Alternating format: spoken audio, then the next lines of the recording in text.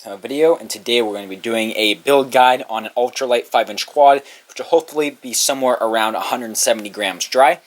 And I'll leave a link down below to a separate video I already did outlining all of the components that are shown here, so I won't have to go over that, so we can get right into the build.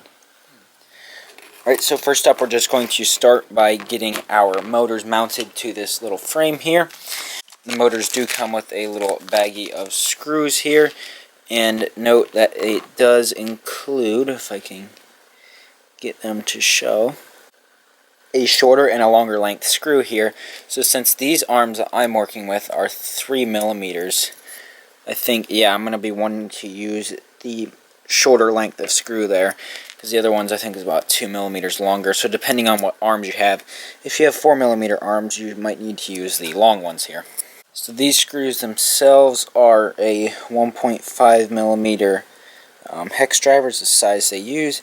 Just get some blue Loctite on here. I just use some Hobby King stuff. This has lasted me almost 2 to 3 years right now.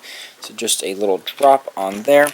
And these motors are all clockwise threaded, so we don't have to worry about where they go in relation to the arms here. We're just going to put one screw in loosely.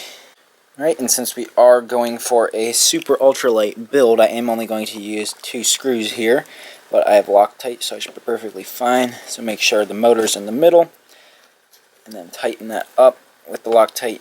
You'll be fine there. Everything spins well, and there's that guy mounted. Super simple. And now it is worth pointing out that because of these wires, they are a little bit too short if you just want to reach them straight into your 4-in-1 ESC here. I did lengthen these beforehand. You can see I just cut a little bit of wire off and made these ones longer on the outsides so they can curve into the middle there. So it would be a good tip to extend them before you bolt them onto the arm, just so you don't have to worry about moving the whole frame around. So let me real quick get the other 3 motors installed. Alright, so there we have all of the motors mounted to the arms there with just the 2 screws, so that is all fine. So next we can move forward towards mounting the electronics. This is the HGLRC F428, their little 4-in-1 ESC and flight controller combo. So this can just unpin right there, and then we're left with just the ESC. Now, like I mentioned earlier, this frame does have a TPU pad. You can see that the stack's going to sit on. I already installed these screws. These long M2 screws do come with the flight controller in the box there, as well as the rest of the nylon mounting hardware. So I just put those through that pad before it came on, because otherwise it'd be hard to access it there. So I do need to go ahead and put some of these spacers that they give you down first to give the ESC room off the TPU. We can probably mount our receiver under there, but I want to see how much room we have first. So I need to get these little M2 partial standoff spacers. If it'll focus. Focus. Get those screwed down over these things, which is going to take forever. Alright, there we go. So if I take a look, these little holes in the back are the back of the frame. So the battery leads are going to come out on the left here for the ESC. Let's just move the motor wires out of the way and pop this guy right down over. There we go. Just slides right down like that. And there should be actually a quick fit of that. Let's see if there's enough room. Yep, there is enough room underneath there for the receiver.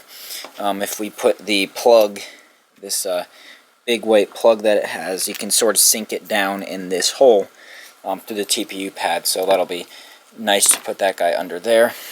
And while we have it easily accessible, I'm actually going to plug the cable in for the R-XSR and sort of just stick it under there, at least for now, before we get in the way of anything. Actually, I'm going to heat shrink this guy first.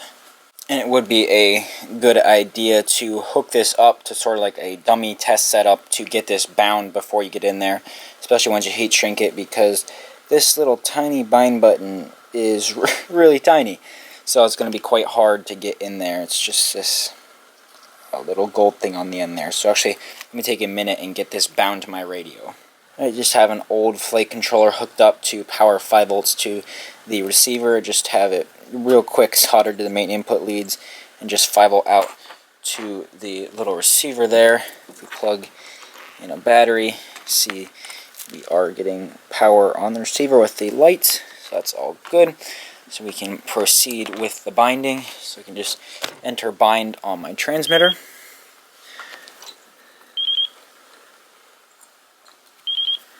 And I'm just going to press the little button.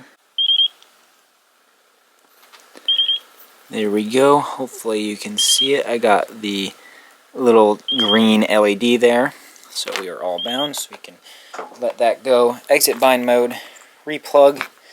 And yep, we do have the solid green LED. So now we can make sure our throttle is all the way down. Give the button a quick press to set the failsafe. So you can see that way, in case something in the flight controller screws up with the failsafe, we do have a second stage failsafe from the receiver itself. So that's all good. We can power this off, desolder the receiver from the flight controller, and continue to install it in the quad. Okay, so just getting that piece of heat shrink ready, getting it over this stupid plug that adds most of the size of this receiver. And I want to still be able to unplug it, so I'm not going to completely cover up the plug, so just use the heat gun here, shrink it right down.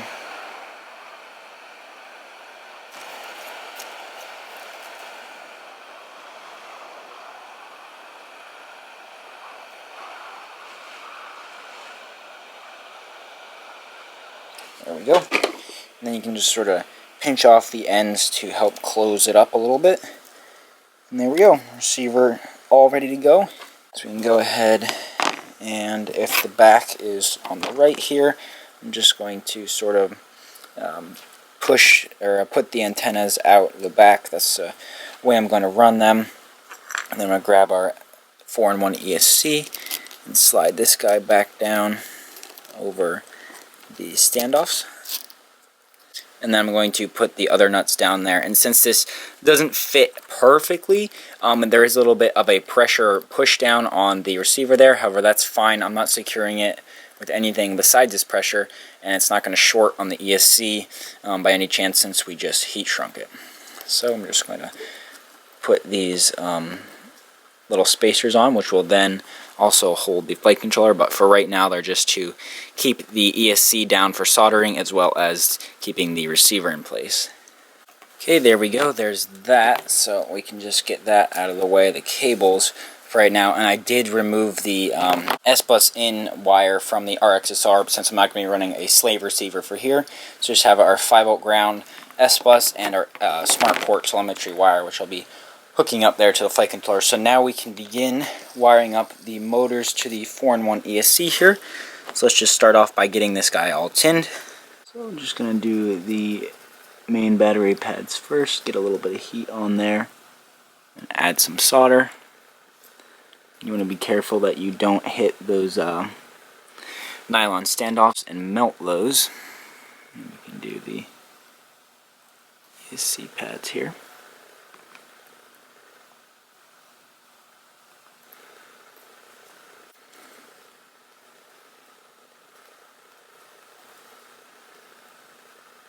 There we go, all nicely tinned.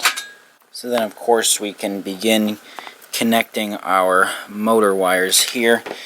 There we go, that's one. And now the other two I did have to extend just a little bit, so I'm going to have to cut these to length. So I'm just coming down along the arm here and sort of sizing it up. This one just needs barely a little bit cut off of the end. And I'm going to strip and tin.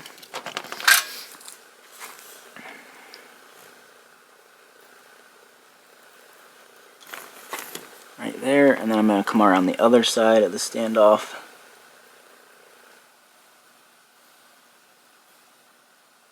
And connect it up to the board. Just like that. And now for the last one, once again, just needs just a little bit trimmed. Right there.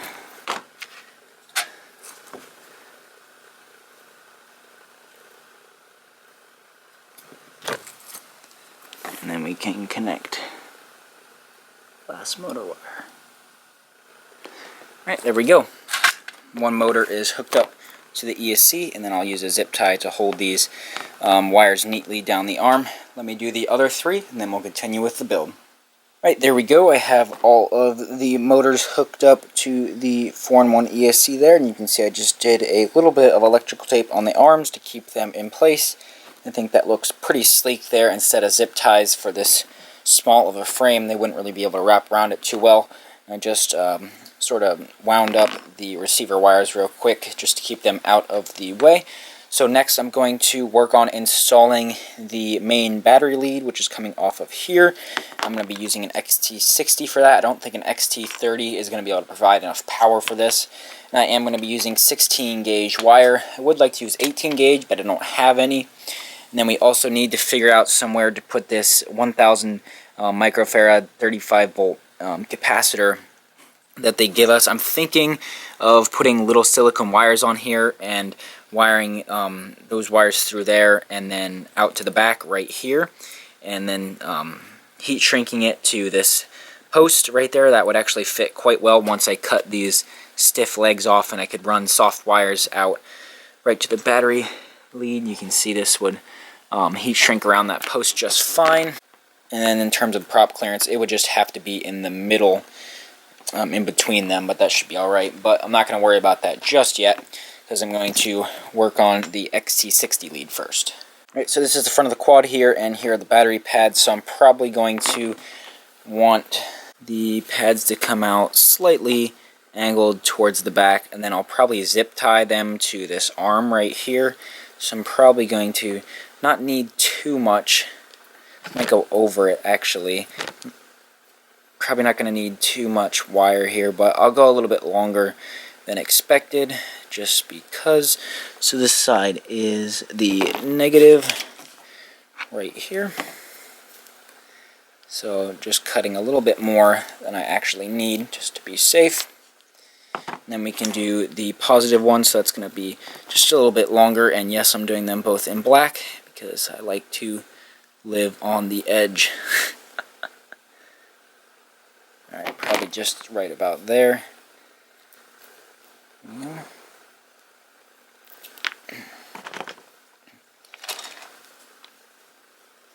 So this one is just a tad bit longer to reach the other pad.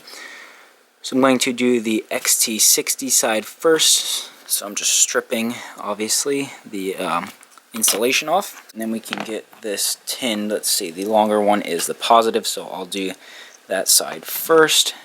So I just like to use a pair of pliers right here just to hold the XT60 in place while we solder. So I'm going to get the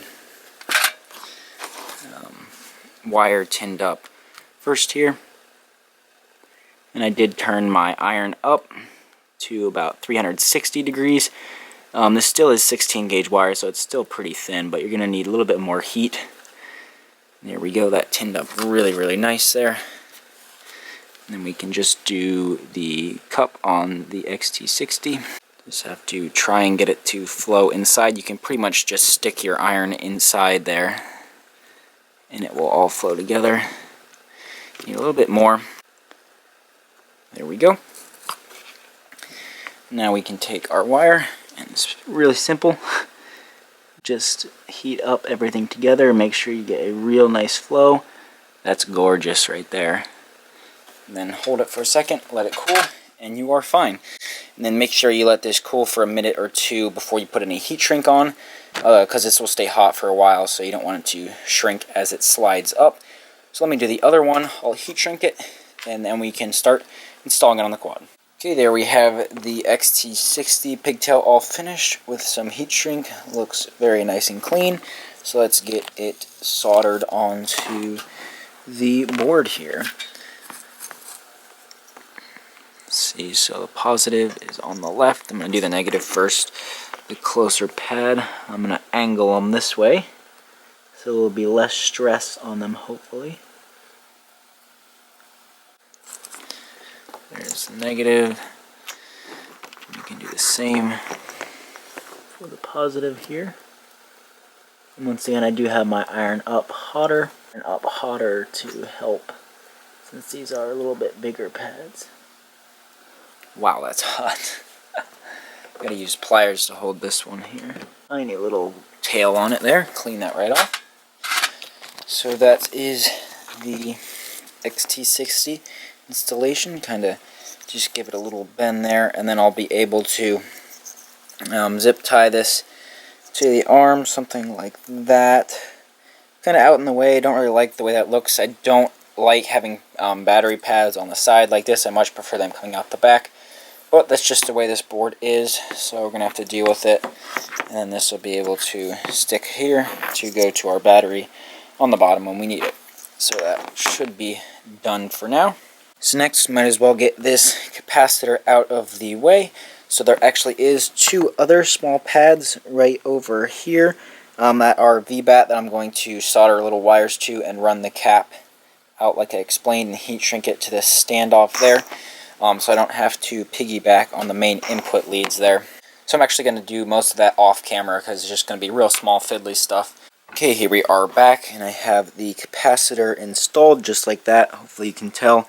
Just did the positive and negative, just sort of bent those wires over, cut the stiff metal leads off and soldered on some silicone wires, and just routed them over to these external VBAT pads there, and sort of just heat shrunk it to this standoff, and that should work. It's not the most secure, it can still wiggle around, but if we put the 5-inch prop on here, you can see we still have plenty of clearance, about a 1/2 inch there, so we're perfectly fine. And I also did, while I was at it, I did go ahead and remove the smart port wire for the receiver. You can run smart port on this board. You have to wire it up to a spare UART, but you might have to get an uninverted signal from the receiver, which will require taking this back apart and soldering to a tiny pad on there. Or you could go through some soft serial stuff in the software, but however, I'm not really interested in that. And if you follow my channel and you know me, I really don't use smart audio or smart port telemetry at all, so I don't find a need for it. So that's also a reason for this. But it is possible to run it on here if you want that. However, I'm not going to. I'm just going to stick to smart audio from the VTX. It'll be plenty enough for me, since the R-XSR does have the already set up telemetry that will tell you your RSSI when it gets low, which is perfectly fine for me. So next up, pretty much all we have to do is get the flight controller ready and the camera as well. And just get our little camera connector, the wiring loom sort of that came with the Aero Micro Pro here, as well as we can get out some of the little mounting screws that they give you, so we can screw the motor into these little TPU mounts. So these mounts are real simple. You pretty much just take a supplied screw and you have to screw the camera on before you put over the standoff, or else it's going to be much more difficult. And you can just put that on there and depress the TPU just a little bit to keep it from twisting. And these are curved. I'm not 100% sure if it's supposed to go forward or backwards, but I'm assuming with the stack height it is supposed to go forwards just a little bit there to help give it more clearance. So that's the way I'm going to do it. The wiring connector cable that comes with the Foxeer, we do have our 5 to 36 volts on these two inputs. Then we have the OSD and the ground cable to change any camera settings. That just stays there. And then this blue wire, or the yellow, is the video, and the blue wire is the VSense. However, since this does have an onboard OSD, Betaflight OSD, I'm not going to be using the voltage OSD from the camera itself, so I'm actually going to get rid of this blue wire here. And you can do that either by just lifting the pad and pulling it out, or I just tend to prefer to just rip it out. It works just fine like that usually. And then we can sort of just move all these wires back, and we're left with what we need. This end you can pretty much just throw away.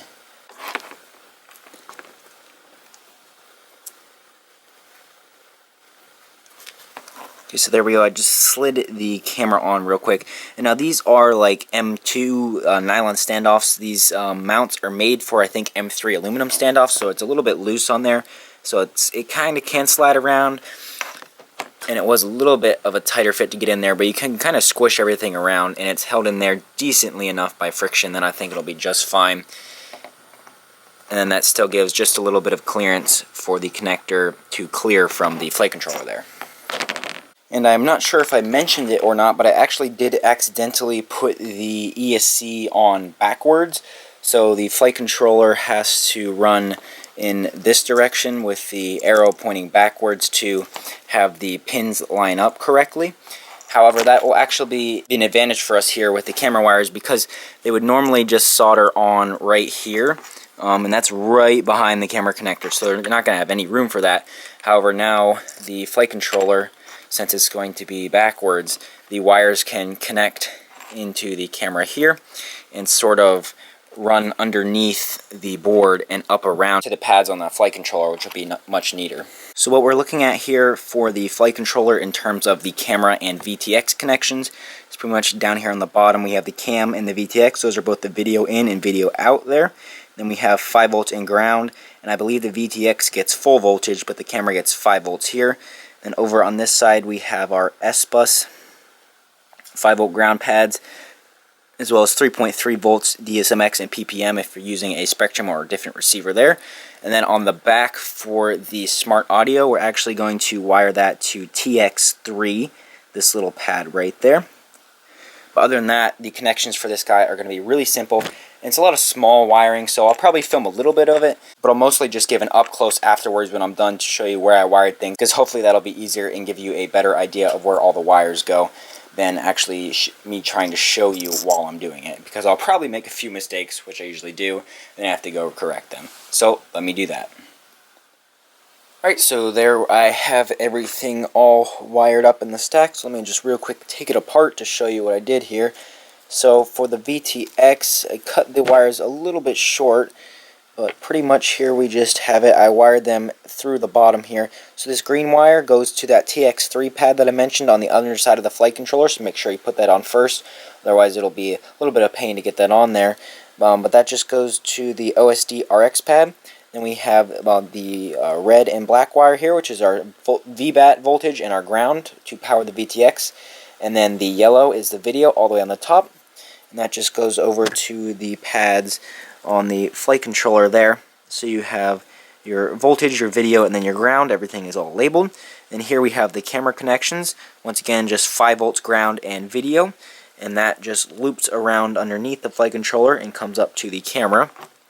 And then let me real quick take off the flight controller just so you can sort of see under there. That cable just loops underneath. And then I took the S-Bus, or the receiver cable that we had, the wires, and brought them up underneath. And they wire onto this side of the flight controller right here with the red, black, and green wires, which is your 5 volt ground and your S-Bus. So that just attaches there. And other than that, everything is pretty much done using an all-in-one stack like this. All the wires from the the Form 1 ESC to the flight controller are taken care of by those pins. So you want to be careful when you put them down, not to pinch anything or force it. But other than that, it just sinks right down, and now the ESC is connected, so that's definitely super convenient. Then just put the, I need to put the spacers on for the VTX. But other than that, we are pretty much done. It should be fully done with all the wiring right there.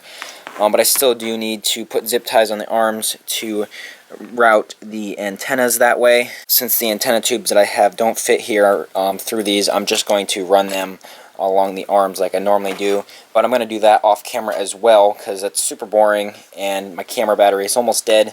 So let me do that. Alright, there we go. That is all done, and everything is all nicely cleaned up. So basically just put the rest of the stack together with the included standoffs. Put the nuts on top. VTX is nicely down there. The VTX antenna is still loose here. I might zip tie it to the top plate here, although I do plan on probably replacing this with a circular polarized antenna. If this does work well enough, I might use it at a race with some other people. So you don't want to be running a whip there and bleed on their channels. I did secure the XT60 down with the zip tie here. Used it for the receiver antennas as well. You can see that there. So that's why that lead was long. So now we can bend it to wherever we need for the battery down there. And I will probably put a little foam pad on the bottom. But lastly, what we're going to need to do is add some props. And if you did watch the intro video, I did mention that I will be using these HQ 5x5 V1S dual blades right here, the HQ prop ones. However, I'm also going to be trying the HQ 5x4.3 V1S tri-blade, the Racecraft 5038 crane style, and the Dahl 5051C Cyclone here. And just for the sake of the video and the thumbnail, these ones are actually the lightest by like 0.02 grams lighter than this HQ here. These are 3.3 grams exactly, and they just look really, really sick, especially on a build like this. So let me install those just to get our dry weight here, because these guys just look so cool. No, the color scheme doesn't exactly match. We have gold, green, we have red and blue, and then a lot of black all around, but who cares? Right, here goes the last one. If you can't tell, I do have the prop orientation reverse, which means the props spin away. Instead of spinning inwards towards the camera and inwards towards the back, they spin the reverse, and that way anything that you get on your motors, the props, doesn't get flung onto the camera. It helps keep the lens a little bit cleaner, as well as if you hit something, it helps to push away rather than suck you into it. So that's just something I do and a lot of people do.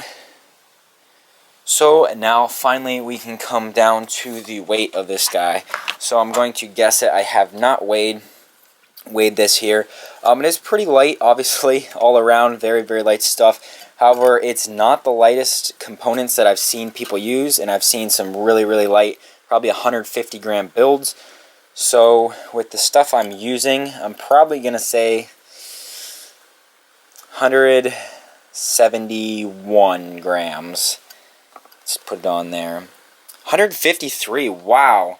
That's way lighter than I was expecting, with 1408 motors and this big XT60 lead that I had. Wow, 150. I was not expecting 152 grams for this thing. That is really respectable for a 5-inch ultralight quad, with hopefully the amount of power that this will have. So this will definitely be a very, very interesting test. And yes, I do know I don't have a battery strap, so add 3 grams, so 155 grams, and that's really nice. So basically, I just need a battery under 100 grams if I want to get this under 250 grams for the limit. However, in the US, I know that is a thing, the FAA registration. However, I honestly don't pay any attention to it. So yeah, I don't worry about that. So let's do a fateful plug-in before we end this video. First, let's do a quick continuity test, just to make sure I haven't screwed anything up too bad. So we're all good there. So that's nice.